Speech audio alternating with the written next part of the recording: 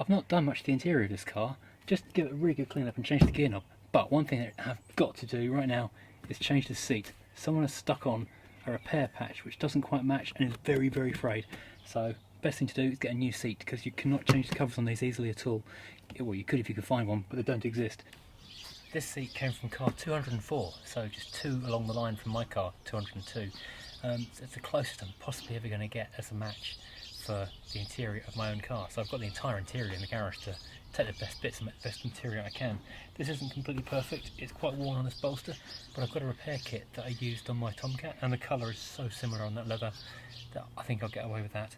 Also, it's got a net on the back of this, like a luggage net, which I didn't have on my car, which is interesting. 2 cars apart, one has, one hasn't. So I've got to make the choice, do I keep it completely original or go for the slightly more useful luggage net option. But first of all, I'm going to give it a clean up, because this is really, really, really dirty.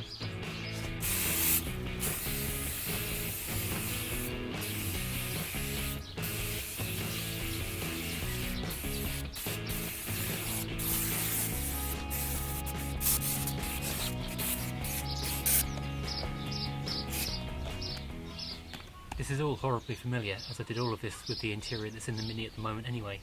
So at least I know it's going to work okay, because it's pretty hard wearing fabric. Yay!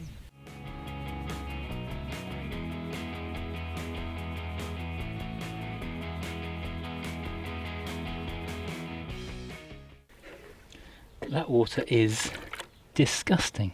That's just after one spray and scrub, so I'm giving it another soak. That water is disgusting. That's just after one spray and scrub, so I'm giving it a second spray and see if we can get any cleaner. Can you imagine driving around sat on that much of someone else's dirt? Yuck.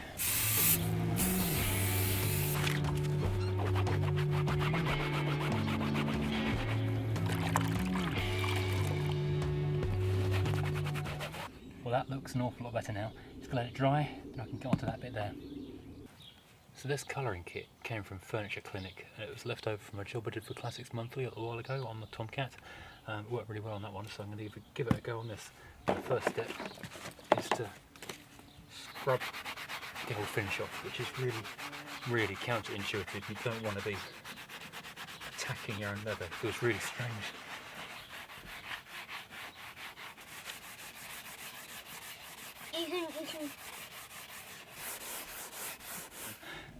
So this leather prep will dissolve the old finish on the leather.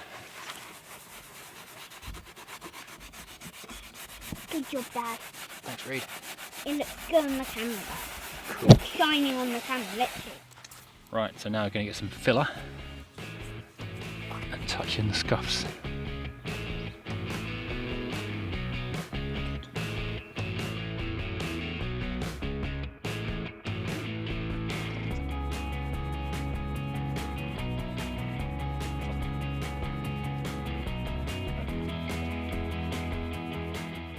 So we'll leave this filler to dry for a little while, then the cracks and scuffs will be filled in, give a quick sandpaper, and then move on to the colour.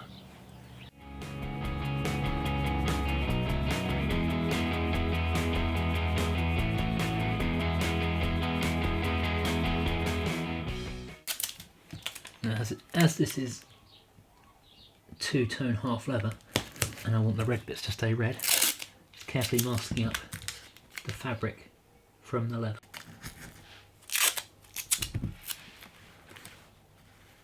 Well, now the red bits are masked up, so the red bits should stay red, and only this bit will take the colour. In theory, you should spray this on, but the compressor's out the front of the house, and I'm around the back. And I've been told you can brush it on very carefully with a sponge, so I'm going to give it a try and see how it comes out.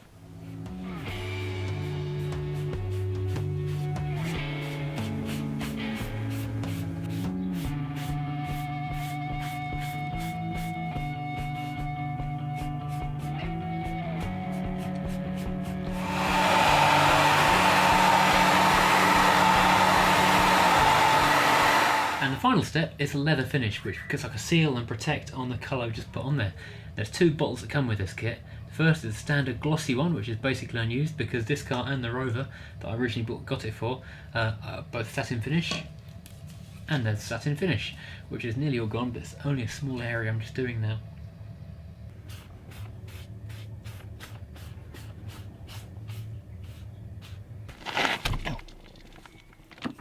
Now these are the triggers for the airbag, so I've disconnected the battery and I'm just going to flick these little connectors off, and then we can remove the seat.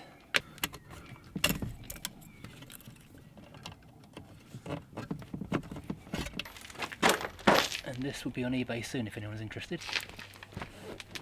Something that isn't super helpful is someone has cut the airbag plugs off the back of this chair, so I'm going to have to take these off the other car seat and solder them on here.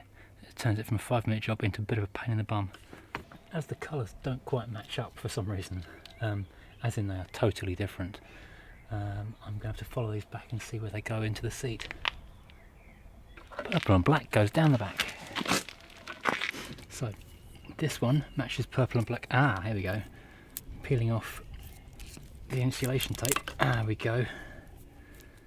And you can see there is purple and black wiring underneath.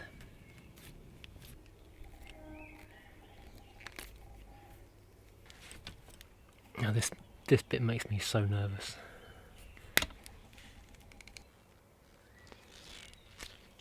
I've pre-tinned these, so now I can just warm them together and hopefully bond them forevermore.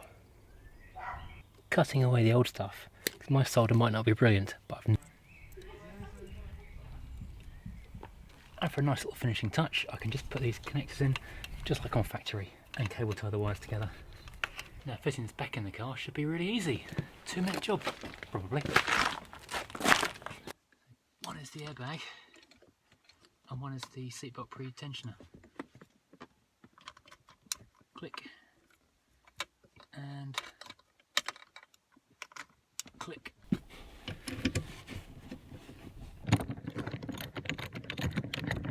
This is the last bolt, so nearly there. And the finishing touch, taken from the original car seat from this car, the headrest.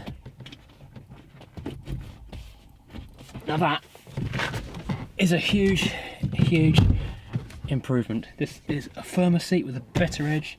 The colour match is almost invisible. In fact, the previous seat looked like it had been colour dyed, but too dark anyway, so I'm really happy with that. I might change the passenger seat over as well. I'll see if I want to do that or not, whether I can be bothered to go and cut those clips off again. Thanks for watching, hope you enjoyed. Hit subscribe if you liked it. If you didn't hit subscribe anyway, then you can hate the next one even more. Thanks for watching.